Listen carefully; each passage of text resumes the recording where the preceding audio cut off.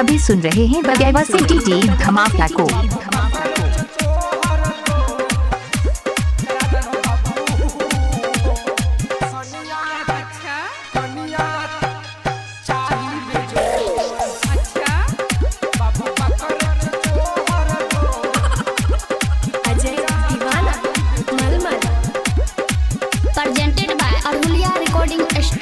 बाबू पकड़ चचोहर गोर चिकनिया चाही बेजोर। बाबू पकड़ चचोहर गोर चिकनिया चाही बेजोर। वही बनत हो जनता चचोर चिकनिया चाही बेजोर। बाबू पकड़ चचोहर गोर चिकनिया चाही बेजोर। वही बनत हो जनता इलाका किसी का हो धमाका दिवाकर दीवाना भाई का ही होगा।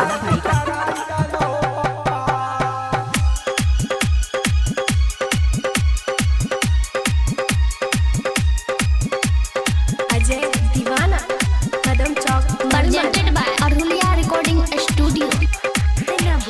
सबका बियाह में रहे छागुआ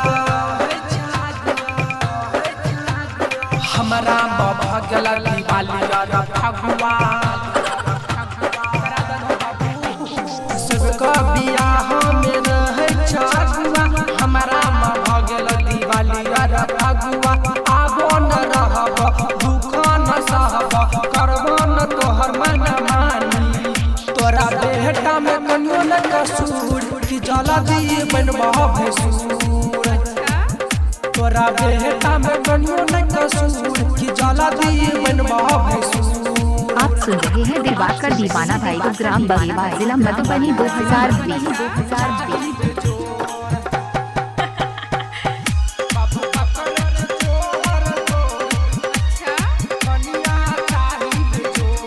अजय दीवाना कदम चौक मलमल।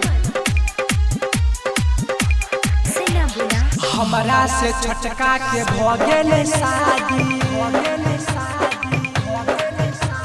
हमारा जवानी के अकेली बरावादी। हमरा से छटका के भगेले शादी हमारा जवानी के अकेली बरावादी। आशीष अनमोल शिव शंकर यादव चल गए शादी भोरे भोर। बाबू पकड़ चचोहर गोर चिकनिया चाही बेजोर। बाबू पकड़ चचोहर गोर चिकनिया चाही बेजोर। आप सुन रहे हैं दिवाकर दीवाना भाई को ग्राम बगेवा जिला मधुबनी।